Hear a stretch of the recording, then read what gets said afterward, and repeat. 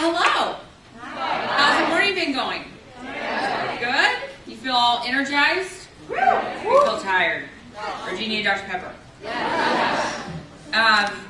Hey, I am excited to be here with you guys today. This is great to look out and see all of you. I don't have very much time, but I want to ask you a question. Have you ever been told, well, you're really too young to do this? Or, well, you have to wait till you're older to do that. Y'all been told that before? Well, I want to tell you this. You are not too young to be involved in this movement. And you are not too young to make a difference. You are not too young to save a life. I live in Austin, Texas, and we generally don't let really young people sidewalk counsel. They can always come out and pray, but generally don't let them sidewalk counsel. There's one girl, she's 16, and she really felt a call to sidewalk counsel. And so we kind of talked to her, and we said, okay, you go through the training, and you can be a sidewalk counselor. And the first day she went out to the clinic, she had a save. And it was twins. And so that 16-year-old girl was able to make a huge difference and save 2 babies in one day. And that can be all of you too. And I know that that's your heart's desire. That's why you're here. I don't want you to ever feel discouraged. Like, well, this is something my parents do. Or this is something my grandparents do. No, this is something that you do. This is something that we need you to do. We need your voice. Because you know what? It's a lot of your friends that are going into those clinics having abortions. It's a lot of people you know. It's people that you go to school with. It's people that you care about. And you may not even know that they're walking in to have an abortion. We need your voice out there at those clinics. We need your voice volunteering at pregnancy centers. And you know what? Some of you probably can't even vote yet. But that's okay. We need your voice at lobbying for pro-life issues. Because one day you will vote. And we need to tell these representatives, we need to tell these members of Congress, we need to tell our senators that we are going to hold them accountable and that you are going to hold them accountable. And that when you do vote, when you do become voters, you will vote pro-life first. And that is what these people need to hear. And they need to hear it from you. They're tired of hearing from people that have been doing it for 25 years. They need to hear a new voice. A young voice. And that's you. And I tell you what, it is so easy. I tell people, particularly young people, that wherever vulnerable women are, so is Planned Parenthood. So is the abortion industry. And many of you are going to be going on to college, you're going to be going on to a large campus. And Planned Parenthood has infiltrated 70% of college campuses across this country. 70%.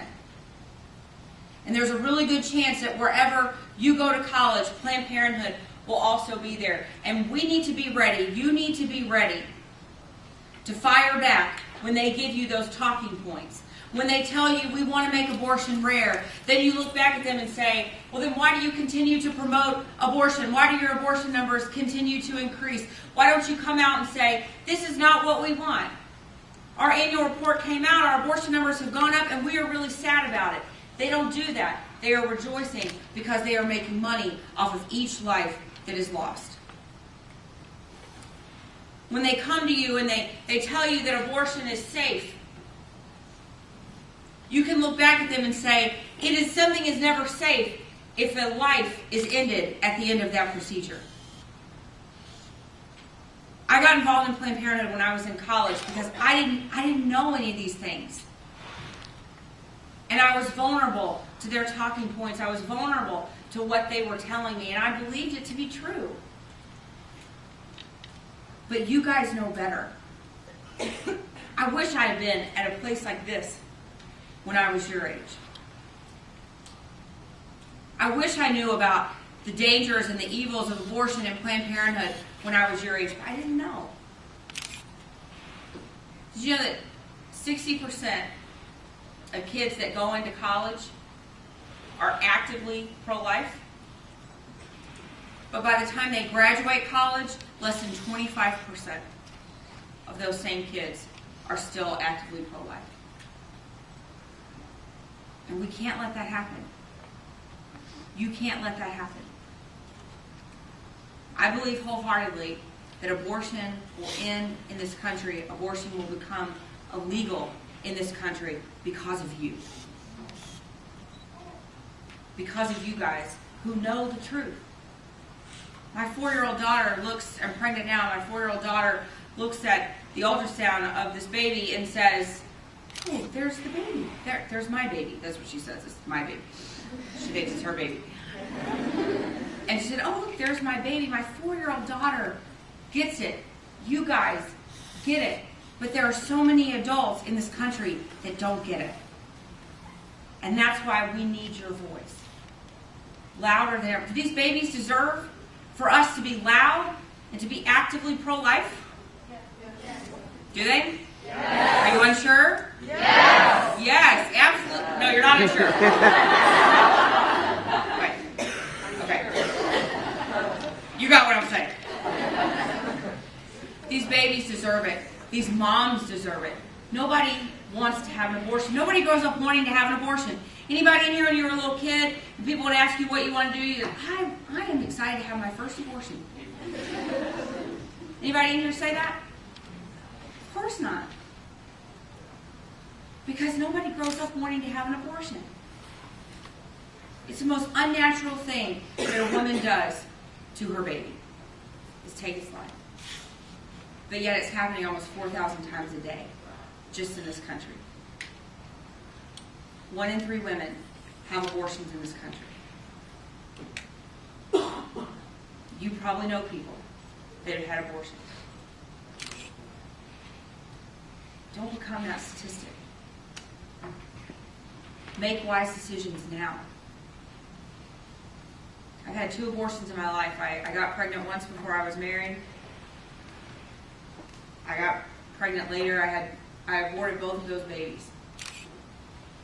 And I didn't just wake up one day and go, you know what? I think I'm going to work in the abortion industry. It was a series of poor choices that led me into that clinic.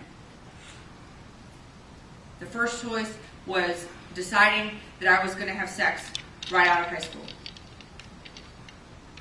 And that led to more poor decisions and eventually led to an unplanned pregnancy outside of marriage. And because I was so worried about what my parents would think, I chose to have an abortion.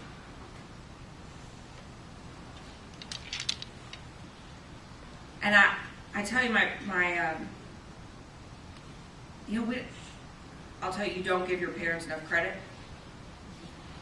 I didn't give my parents enough credit. And I ask people now, I ask young people now, they'll say, "Oh, my parents will be so disappointed, they'll kill me." And I'll say, are they going to be more disappointed to know that, yeah, all right, you made a bad decision, but there's going to be a baby that comes out of it, and that baby's going to be a blessing? Or are they going to be more disappointed to know that you took the life of their grandchild?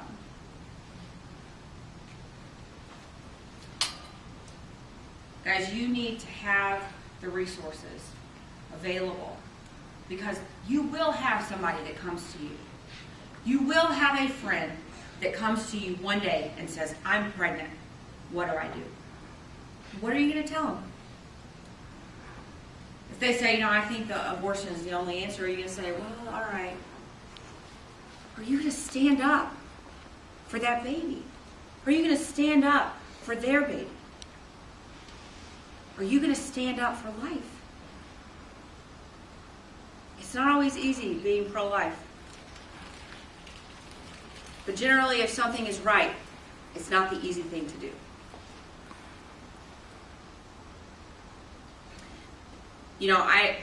I was very sexually promiscuous all throughout college and everything like that, and that led to abortions. But I met my husband. He was 24 when we met. And, my husband is not a good gift giver. It's really bad. He's just, I don't know. One time he bought me a trash can for Christmas. I mean, I wanted it, but not for Christmas. Not with a bow on it. I didn't want it for that. He's a bad gift giver. But you know what? He gave me the very best gift. And that was that he saved himself for marriage. And that was the best gift that he could. I couldn't say the same thing, but he did. And he made that commitment. And he, in turn, did not make those bad choices that I did. He kept himself pure. He kept himself away from that temptation. And that was the very best thing he could have ever given me. And it's just a slippery slope. It starts with who we hang out with. It goes with how we dress.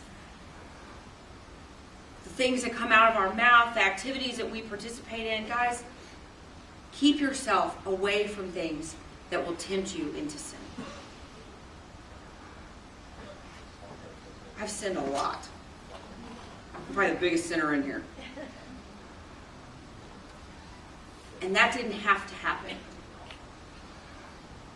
It didn't have to happen for me like that. I could have made better choices. And right now, you're at an age where you can make better choices. You can change. You can literally change the path of your life. If you right now are participating in sin, in any way, if you're sexually active, if you're doing something you shouldn't be doing, you know what it is. You can change that path right now. And you can make a better decision for yourself. You can make a better decision for your future spouse one day.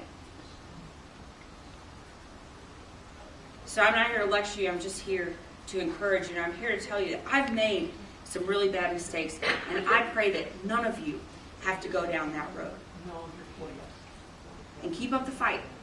This is a fight. It is hard. You will get tired. But just remember, are these babies worth it? Yes. Are these moms worth it? Yes. Are these fathers worth it? Yes. Absolutely. And are you worth it? Yes. Really? Are you worth it? Yes. Awesome. Thank you so much, guys. Have a good day.